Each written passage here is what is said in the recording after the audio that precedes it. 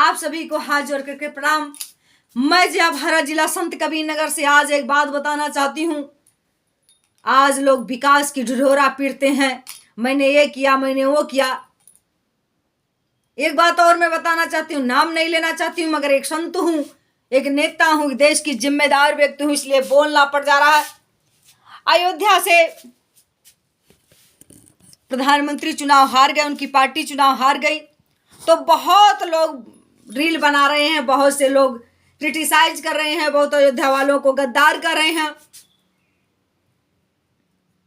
तो दूर के लोग कह रहे हैं कि भाई अयोध्या के लोग बड़े गद्दार हैं, लेकिन करीब से आपने नहीं जाकर देखा कि अयोध्या के लोगों ने ऐसा हार क्यों दिया, ऐसा उपहार क्यों दिया। क्योंकि कारण ये था बंधुओं कि अयोध्या के लोग चीखते रह गए, चिल्लाते रह गए, उनके घर गिरा दिए गए, उनको मुआवजा नहीं मिला, 6 महीना तक उनको पानी नहीं, सप्लाई नहीं मिला, वो रोते और बिलखते रह गए, उनकी आवाज़ सुनने के लिए नहीं। और उन्होंने जब उनको मौका मिला तो उसका उपहार देने का काम किया। दूर के लोग कह रहे हैं कि अयोध्या के लोग गद्दार हैं, अयोध्या के लोग गद्दार हैं। अरे तुमने अगर अयोध्या के लोगों को गद्दार कहा तो केवल अयोध्या के लोगों को नहीं, अयोध्या के राम को भी आप लोगों ने कहा। क्योंकि जो राम है, जो भगवान है, उसी के इशारे से सब कुछ होता है, तो राम के ही इशारे से हुआ होगा। तो इसका कहने का मतलब कि आपने राम को ही गद्दार किया कहा। लेकिन राम ने ऐसा क्यों किया? क्योंकि राम सबके हैं, और अगर उनके बच्चों पर, उनके बनाई सृष्टि पर कहीं भी कोई कुठारघात होता है और तो उसका बदला वो जरूर ले लेते हैं। मैं ये कहना चाहती हूँ, आप कह रहे हो कि अयोध्या में राम मंदिर बन गया, दूर दरार के सारी दुनिया के लोग जय जयकार कर अयोध्या का राम बन, लेकिन जो अयोध्या वासी उसके दर्द को पूछो कि अयोध्या की सरजू मैया हाईलैंड बन गई थी, पानी एकदम सूख गया था, सप्लाई बंद हो गया था। मैं भी अयोध्या मानीगंज में हमारा घर है, मैं रहती हूँ, मैंने जो जगह ही पानी बंद था, लाइट बंद था, सब कुछ बंद था, और लोगों के घर तोड़े जा रहे थे, मुआवजा भी नहीं मिल रहा था, चिल्ला रहे थे, सुनने वाला कोई नहीं था। ये मोटे मोटे संत अपना ले लेके खा रहे थे। अगर इनके कहने पर अगर अनशन भी गरीब जनता कर देते थे, मोटे मोटे संत उनके खिलाफ आवाज उठा देते थे और गलत गद्दार कह देते थे। वो बेचारे तड़पते रह गए, और जो मौका आया उन्होंने मौका का बदला लिया, तो आज गद्दार कर रहे हैं। मैं आपको बताऊं, इसी तरह से कश्मीर में जो 370 धारा हटाने की बात चल रही कि हटा दिया, 370 हटा दिया। कौन सा सीन 370 हटा? जिस दिन प्रधानमंत्री का शपथ ले रहे थे तीसरी बार आदरणीय नरेंद्र मोदी साहब जी, उसी दिन आपसे मैं बताना चाह रही हूं कि श्रद्धालुओं पर आतंकवादी घात लगाकर बैठे थे, हमला कर दिए। ये आतंकवादी आए कहां से? जब 370 धारा लगा हुआ है तो आतंकवादी आए कहां से? और अगर आतंकवादी आए तो फिर 370 हटने का मतलब क्या हो सकता है, मैं पूछना चाहती हूँ। और दूसरी बात है, मैं बताऊं, मैं तमाम बीएसएफ के लोग हमारे घर के फिर खुद लगे हुए थे और बता रहे थे कि जितने हम लोग चुनाव में लगे हुए थे, चुनाव पीरियड में ड्यूटी थी वहां पर जम्मू में, कश्मीर में, और जितने सैनिक होते हैं जान हथेली पर लेकर चलते हैं। हमने कहा कि 370 प्रधानमंत्री जी कहते 370 हट गया भैया, तो क्या मतलब है? उन्होंने कहा हम लोग को तो नहीं समझ में आ रहा 370 क्या हटा। कुछ सैनिक उसके पहले भी 370 हटाने के पहले 10 साल पहले के भी थे, उन लोगों ने कहा कि जो 370 हटाने की बात कर रहे हैं, इससे पहले कश्मीर और जम्मू सुरक्षित था, लेकिन 370 हटाने का ये जुमला है, और एक इतिहास में अपना नाम देने का ये जुमला है, और समाज को बलगराने का जुमला है। ये इनकी मिली भगत है। 370 हटाया गया है, ये केवल कागज में हटाया गया है, दिखाने के लिए, सबके दिमाग को डाइवर्ट करने के लिए कि लोग बताएं कि 370 हटा दिया, 370 हटा दिया। अरे 370 अगर हट गया होता तो आपको बता दें, इतनी जब चुनाव हुआ है, जम्मू कश्मीर के बच्चे एक एक घर में सैनिक लगाए गए थे, फिर भी आतंकवादी कहां से घुस जाते थे। उसी समय तमाम जगह आतंकवादी हमला हुआ। 370 हटाने का मतलब क्या हुआ? कैसा 370 हटा है? आज भी वहां लोग जान हथेली पर लेकर टहल रहे हैं, वहां का सैनिक आज भी जान हथेली, वहां का आम जनता आज भी जान हथेली पर लेकर, और देश में चिल्ला रहे होती, और जो देश के जो बाहरी लोग हैं वही चिल्ला रहे हैं भैया आज प्रधानमंत्री ने 370 हटा दिया, 370 हटा दिया। और जो सैनिक वहां पर गए हैं, वहां पर खड़े हैं, उनके दिल से पूछो 370 हटाया गया कि नहीं हटा। अगर 370 हटा होता तो जिस दिन प्रधानमंत्री तीसरी शपथ ले रहे थे तो ये आतंकवादी हमला होता, रोज आतंकवादी हमला हो रहा।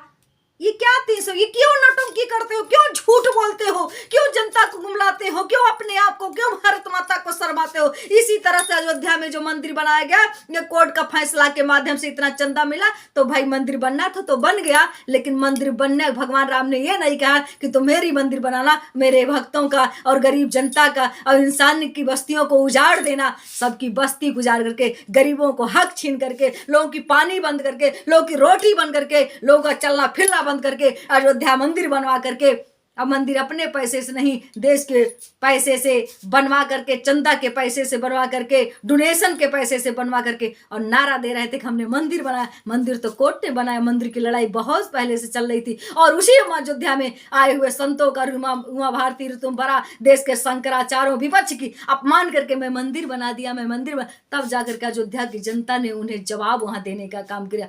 और आप लोग कहते अयोध्या के लोग गद्दार हैं। अगर अयोध्या को जिसने गद्दार कहा, बीजेपी के लोग और आरएसएस के लोग और जो अंधभक्त कर रहे हैं, सबसे बड़े गद्दार राम को कर रहे हैं। वो तुमने अयोध्या के लोगों के नहीं, राम को गद्दार कहा, तो सबसे बड़ा गद्दार कौन? तुम। क्यों? क्योंकि अगर सत्ता पा जाते तो राम जी की बोलो जय, सत्ता नहीं बोले तो राम हमारे किसी काम के नहीं, राम जी की है। तो इसी तरह से बस दो। और मैं अभी लाल किले पे गई थी, आपको बता दें, दिल्ली लाल किले की यह भी बात मैं बताना चाहूंगी आप लोगों को। दिल्ली लाल किले पर हमने देखा, लाल किला में पूछ रहे भैया लाल किला क्यों, लोगों ने कहा लाल लाल इसीलिए लाल किला है। दिल्ली लाल नहीं पीला बन गया, दिल्ली का लाल किला एकदम पीला बन गया है। नई संसद भवन बन सकता है, उसमें बैठने के लिए, मजा लेने के लिए। अभी जो पुराना संसद था वो कम से कम 100 वर्ष तक चलता। नई संसद भवन बनाने की क्या जरूरत थी? क्योंकि इतिहास के पन्ने में नाम दर्ज करना है कि संसद को हमने बनाने का काम किया, संसद भवन को हमने बनाया।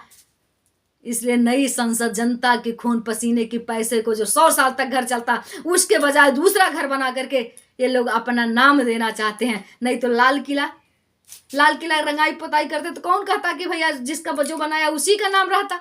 तो इसलिए लाल किला पीला हो गया, एकदम लाल किला पीला, एकदम हमने देखा उसमें जो ईंटें हैं सब ऐसे खड़ी खड़ी बन गए हैं, एकदम कुछ भी नहीं, डेकोरेशन रह गया। तो इसका मतलब है, तो मैं यही कहना चाहती हूँ कि भैया सबसे पहले तो लाल किले को एक बार रंगैया पोतैया करा दीजिए। देश की धरोहर, देश की सम्मान, दुनिया के लोग लाल किला करते हैं, भारत की पहचान है। उस लाल किले को तो लाल ही रहने दो, पीला होता जा रहा है। जहां पर व्यक्तिगत फायदा होती वहीं पर कुछ काम लोग करते हैं, और करते भी नहीं है तो ला करके चिल्लाते हैं, मीडिया के माध्यम से चिल्लाते हैं। मैं उन पत्रकारों से पूछना चाहती, देश के प्रशासन से पूछना चाहती, कैसा 370 हटा? देश का सैनिक थर थर थर थर कश्मीर जाने में क्यों कांपता है देश का सैनिक? लोग कहते हैं सैनिक जो कांप गया वो सैनिक नहीं होता है। जान सबको प्यारी होती है, अगर वो कांप गया वो सैनिक नहीं होता है। तो मैं देश के सांसदों से कहना चाहती हूँ, विधायक, मंत्रियों और नेताओं से कहना चाहती हूँ, इस देश के बड़े बड़े पूंजीपति अपने बेटे को आप लोग भेजिए, मतलब सरहद पे भेजिए, आपके बच्चे जाए, और 6-6 महीना तक जो जीत करके सांसद लोग जाते हैं ये लोग खड़े रहें। लोग कहेंगे बूढ़े हो गए, ये इतने उम्र के ऐसे हैं। क्यों भाई, तुम दुनिया का काम कर सकते हो। एक जिला कम से कम 200-300 किलोमीटर का होता है, इतने जिले के देख सकते हो। बॉर्डर पर खड़े हो जाओ। 370 अगर हट गया है तो जाओ पार्लियामेंट का, कर दिल्ली में बना रहे थे, पार्लियामेंट तो बनना चाहिए था कश्मीर में।